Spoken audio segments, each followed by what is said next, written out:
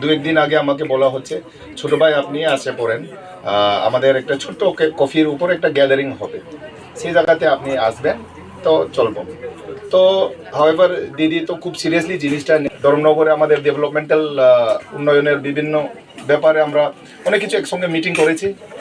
আমাদের নাবা থেকে অফিসার আগত যে এখানে আছেন, আমরা প্রায় দেখা হয়, মাসে নানা ইস্যু নিয়ে আলোচনা হয় এবং আমাদের সিএলএফ ভিও ডিস্ট্রিক্ট ব্লক থেকে খুব ক্লোজ রিলেটিভ আমার এবং আমার ব্যক্তিগত তরফ থেকে আমি ধন্যবাদ জ্ঞাপন করি এবং আমাদের এখানে